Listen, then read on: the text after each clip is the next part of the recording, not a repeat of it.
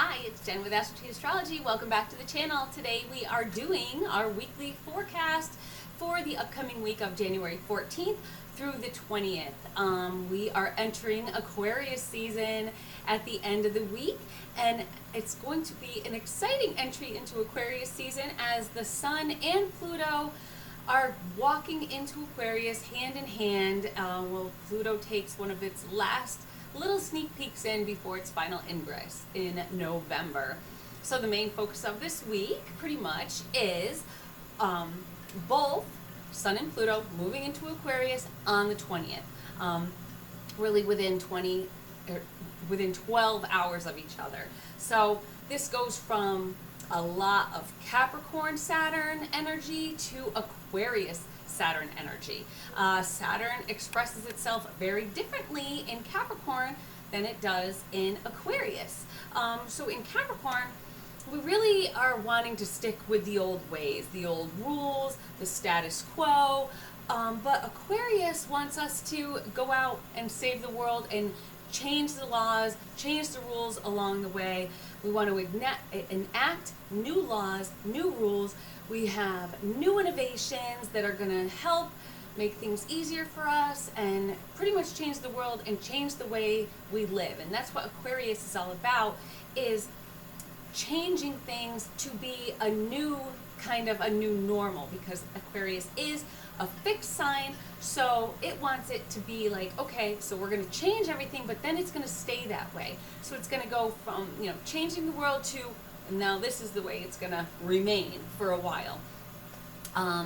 It doesn't want things to remain the same way, but once the change happens, it wants it to remain there. So expect, to start seeing some new thoughts, new innovations, new rules, new ways of doing things. I think we've seen a lot of that already. We'll get into that a little bit later. So let's talk about the week leading up to that. So we start off the week on the 15th. We have the Sun in Capricorn, still over here in Capricorn, and it is making a sextile to Neptune in Pisces. So we have the 2 signs away. That is a sextile, 60 degrees, and that is, expect heightened sensitivity, even psychic awareness, intuitiveness, maybe being extra dreamy lately. And I was just telling my husband this, I have just seemed like I'm dreaming all night, and it's just one dream after another, and it's just like you're going through this storyline while you're sleeping that just seems so vivid. Now these dreams, I would say probably a good idea to really try and remember. So if you can't remember your dreams, if you're like me, and if you don't go over it in your head 100 times, when you wake up, it's gone. So keep a dream journal by your bed, or keep it like really close by, and if you get up to go to the bathroom, maybe write the dream down real quick. That way you can refer back to it when you get up in the morning and say, okay, now let's interpret this and see what the heck is going on in my head. Because these dreams could be telling you something. It's your intuition. So this is Neptune in Pisces. Neptune's in its dignity. So Neptune is really acute right now. So we want to really kind of pay attention to these dreams. So for me, this is all happening in my first quadrant of the chart. So the Sun is in with Neptune in the 3rd, Sun is in my 1st house, Neptune is in my 3rd house. So this is all inward for me, self-discovery, and explorative. So see where it is in your chart. Is it in the 1st quadrant, 2nd quadrant? So just to let y'all know, we're going to change things up a little bit for future forecasts. So we're going to do the forecast this time of the week, later in the week for the next week, so you have time to prepare. Then, instead of doing the weekly forecast early in the week, we are going to give a kind of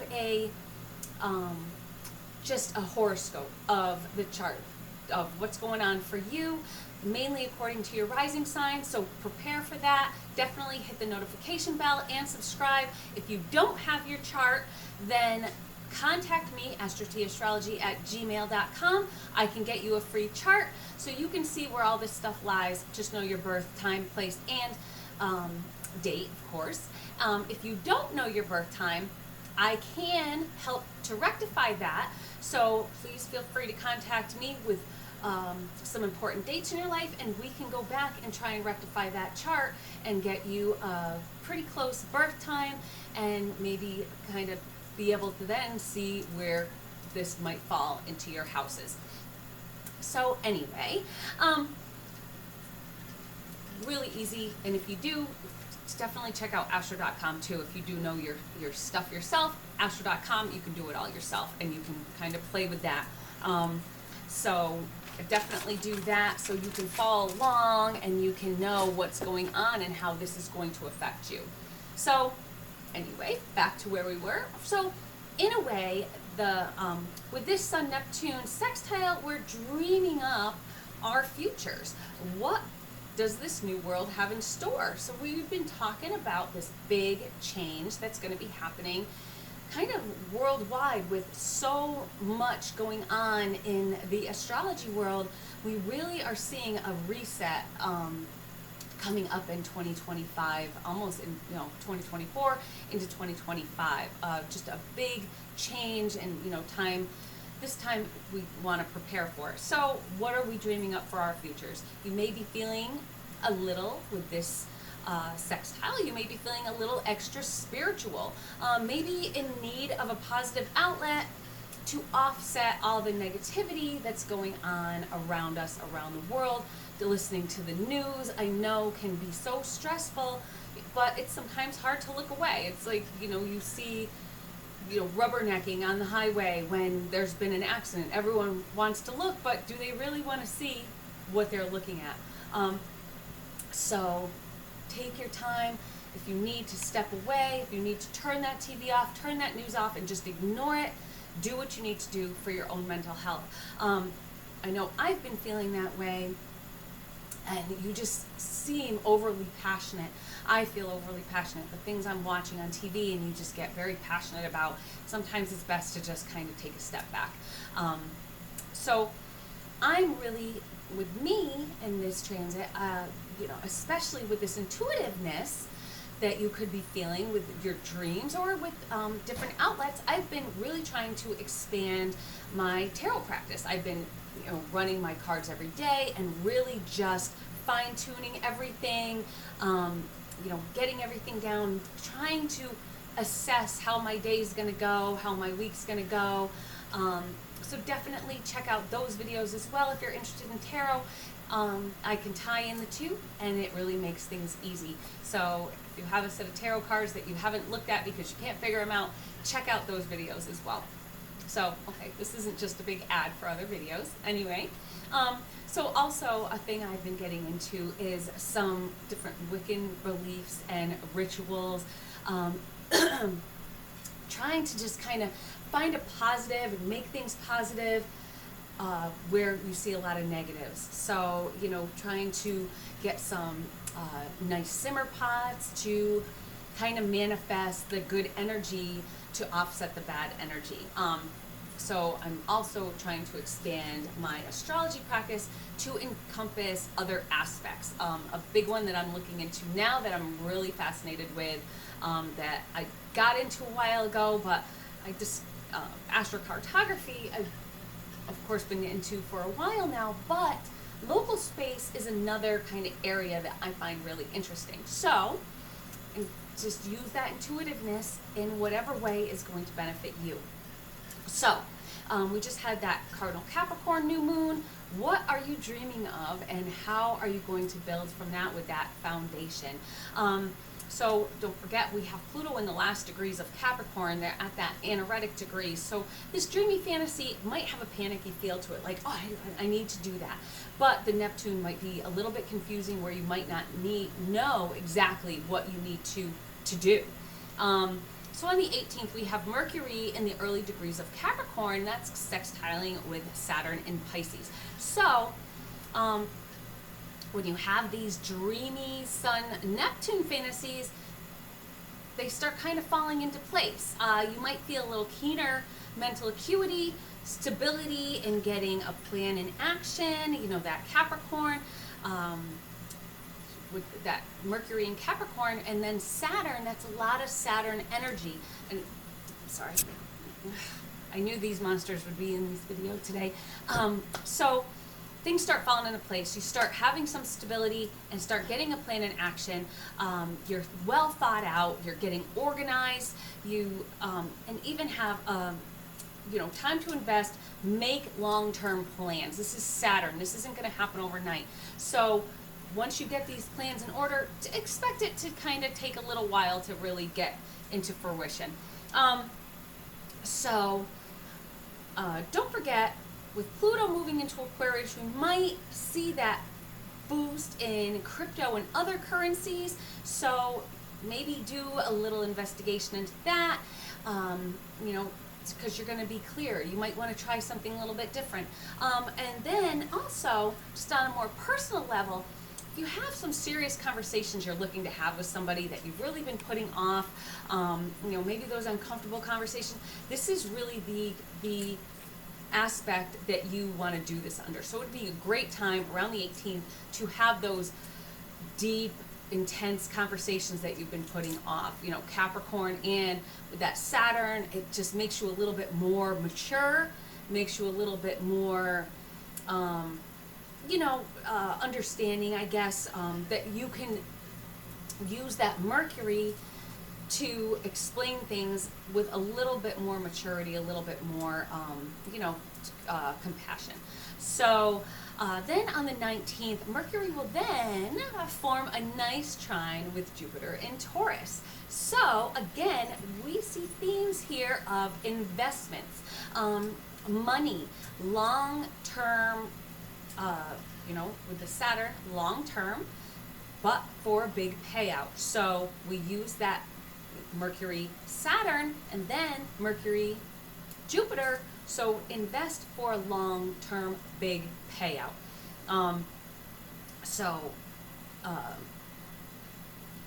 The you know, this is happening in Taurus. So remember, Jupiter's in Taurus. That has to do with finances, money. So, you know, might be a good time to, you know, if you're looking into things. Of course, don't put all your eggs in one basket. You know, just kind of dabble a little bit, because if you watch the previous video of 2024, you'll see that there might be some kind of a crash or upset coming up as well. So also on the 19th, so the Mercury-Jupiter time, to continue with that, we have that foundation from the sextile to Saturn.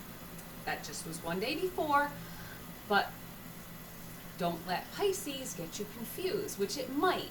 So that's why you need to do your research. Use that Mercury, Saturn to do your research, to know what you're talking about, and just don't, you know, ooh, this sounds good, and just, you know, because that Neptune thrown in there with Pisces, that Neptunian energy can make you a little bit fuzzy and can make things seem a little rose-colored glassy. So, you know, you want to really do your research. Use that Mercury to know what you're doing. So then, also on the 19th, we have Venus in a square to Neptune. So this is what we need to watch out for. This is why I bring Neptune up. So it can be very romantic and dreamy, but you also might have a lot of feelings of insecurity, maybe even about, you know, if it's on a personal level, depending on where this falls in your chart. Again, get your chart up. It could be about your appearance. So, you know, maybe you're not feeling so good. Maybe every day is a bad hair day for a few days.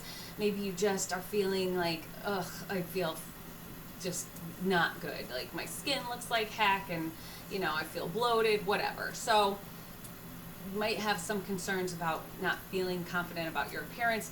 Even with your relationship, you might feel like there's some things, you know, things just don't seem right. Things seem maybe a little bit distorted, maybe. So maybe don't focus on relationships right now. Maybe don't start a new relationship right now. And just kind of focus on art, because this is a great aspect for dabbling in some art, doing something a little bit like different, maybe using a different kind of just I can't think of the name of it, but abstract. Something abstract. So, you know, we're talking about Neptune here and being abstract. So something really different and creative. Good day for that, good time. So finally on the 20th, first, this is the big day. This is when it happens. Of course, this is something that's going to take a little bit of time, so everything's not going to happen on these days, but there's going to be build up towards it and then fallout after it. So on the 20th, first, before moving into Aquarius, the Sun will make a final conjunction with Pluto at the last degree, the 29th degree, the anaretic degree of Capricorn. So this is the end of a cycle and the beginning of a new cycle. You know, we're ending on a Capricorn or on a cardinal sign going into a fixed sign. So it's wrapping up to be able to transform. It's wrapping up or revving up to get ready to transform. So we are preparing, we are setting that groundwork, that Capricorn, setting that and saying, okay, it's gonna happen, we need to get serious now. We need to, like, this isn't just, you know, a lot of hype and all this. This is happening. Change is coming. We need to get ready for it. We need to prepare for it in whatever way you feel you need to prepare. Use that super Neptune energy with all our Neptune aspects to go with your gut and feel what you need to do. You'll know. So the Sun then moves into Aquarius at 6:07 a.m. So happy birthday, all you Aquarians out there. Get ready for a fun month, because I think this is going to be the start of something. But you guys, you'll figure it out, you know. Followed by Pluto, which is moving back in again at 4:50 p.m. So within 12 hours, these two are pretty much, you know, holding hands as the Sun is like reaching behind. Just picture that, like reaching behind and pulling Pluto in with it and saying, come on, let's go. We're time for some change. Let's go. That Sun dynamicism is ready. It's ready to go. So this is the start. This is the onset of permanent change. Fixed, Aquarius. Permanent, fixed. A new generation. 20 years in Aquarius. Once we get permanent in there in November. So of course we're in there for most of this year. September we kind of back off a little bit. Pluto goes back into Aquarius or into Capricorn a little bit, and then finding permanent residence in November. So this sneak peek is a lot more than a sneak peek. It's like a preparation period. So of course Pluto moving in, it's not going to be just some overnight transformation. This is going to happen over 20 years. So this is a global reset transformation, and we'll go back, we'll look at some of Pluto in history to see what happened and to see the things we should be looking for this transfer, for this transit. So if we look back at history of Pluto and Aquarius, here's some of the things I found. So we see innovations. We see innovations in navigation. We see the invention of gunpowder, of the textile mill. So a lot of permanent different changes in the way we are used to doing things. A new way of navigating, a new way of warfare with gunpowder being invented, a new way of processing textiles with the textile mill. So a new and permanent way. Of course, it's changed a little bit since then, but this was the onset of that change. So all this stuff happened during a Pluto in Aquarius. We have revolutionary themes, from the American to the French to the Industrial Revolution. So really a lot of people fighting for their freedoms, fighting for their rights, fighting for change. And we see that already happening in the world right now. I see people calling for civil war in the United States, which is terrifying. And, you know, we just went through the Pluto return of the United States. So the United States is really feeling the effects of this. They're really feeling that people want change. They want something different. They want things to change for a permanent, like, okay, so this is the new rules. So just going back, we also have things in history of Pluto and Aquarius, religious themes I found from the Catholic Church dividing up, the Knights of Templar executions, the even the birth of Muhammad. So let's just fine tune a little bit and we'll go through those dates. So far we've seen the sneak peeks. What have we seen? We've seen sneak peeks into the world of AI, changes in the financial realm, which we've been seeing a boost in the cryptocurrency, maybe people calling for a universal form of currency instead of, we have the US dollar, we have the ruble, we have the pound, we have the all sorts of different monies, talking about kind of making it a universal type of currency. So that could be a transformation that could happen over the next 20 years. So even on a religious basis, with the current war in Israel and Hamas, will there be lasting effects of that? They're saying, genocide and things like that. I pray to God that there's not, which is just horrifying to think of, because the diverse religions is what makes this world. It makes people different. Not everyone has to believe the same, and then it would just be a boring place. I find it fascinating as a Christian that I grew up Christian to look into all these different religions, to look into Buddhism, Hinduism, Judaism. I find it just to know and to learn about these different cultures is just fascinating. So I would hate to know that any kind of genocide happened to a type of people or to a religion. So hold on, guys, it might get rough. But don't be surprised to see more and more protests, laws, or constitutional rights being put into question, the Bill of Rights being put into question, fall of the old ways to make room for the new. We're going to start seeing this stuff popping up that's going to develop over the next 20 years. So a little into the dates of the history of Pluto. Of course, when you go really far back, this or over 200 years it takes to go around its whole orbit. So we're really going back far when we're looking, but so about 550 to 573 I went back to. So 550 to 573 AD, we have in 570, and I found this one fascinating, the birth of Muhammad, which was really who they say was the last of the prophets. Of course, there's Muhammad, there's Jesus, there's I would think that Moses would be in on that too.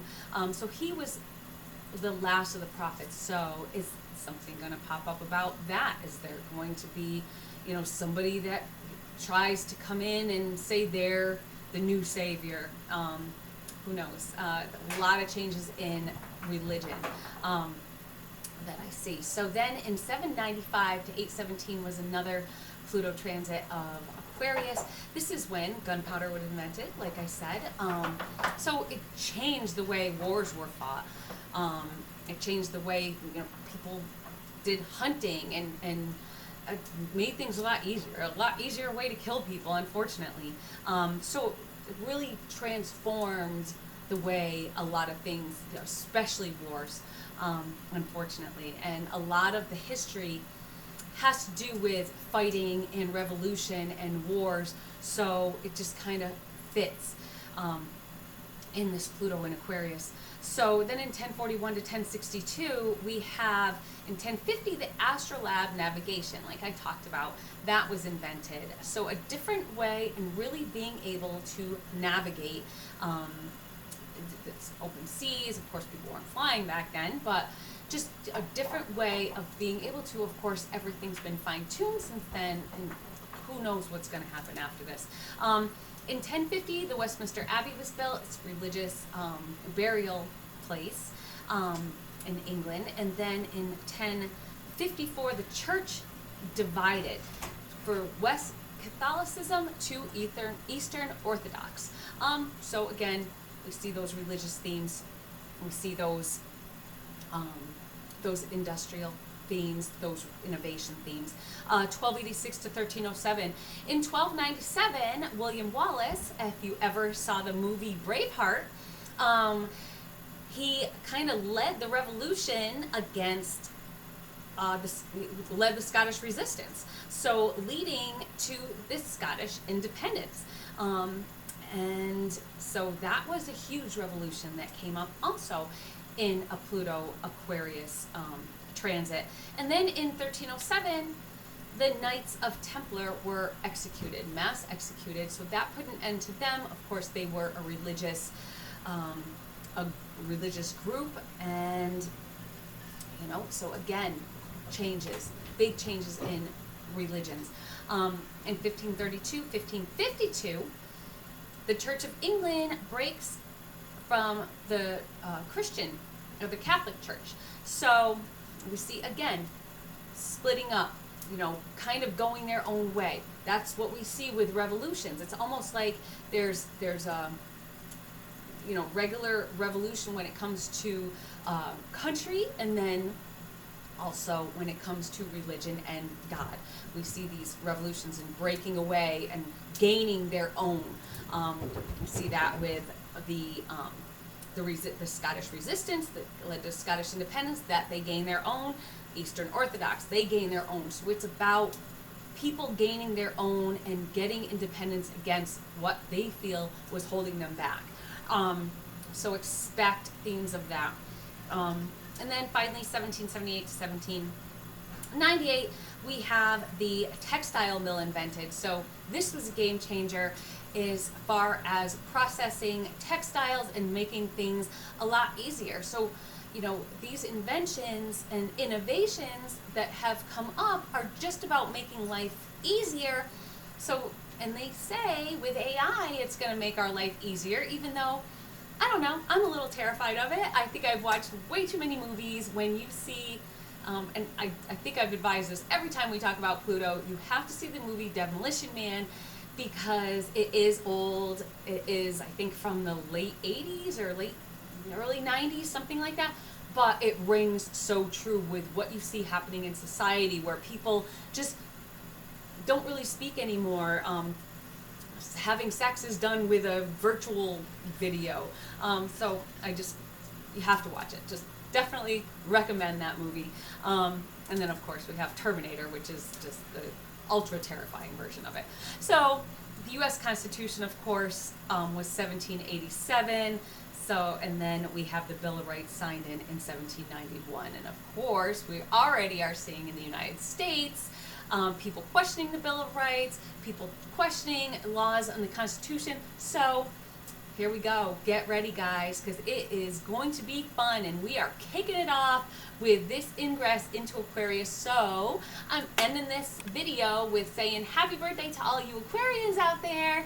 You guys have a blast, and I hope that you subscribe to my channel so we can keep up with this year, because it's going to be a good one and we can go through it together. I'm telling you guys, we can get through this together. So let's go hit the subscribe button to have our new and updated super fantastic horoscopes that are coming up next week. Definitely hit the notification bell. This is going to be for all your rising signs. If you don't know your birth time, you can use your sun sign. That'll work almost as well. I'm more of a ascendant person, but that's okay. So I hope to see you soon. Have a good one. Bye.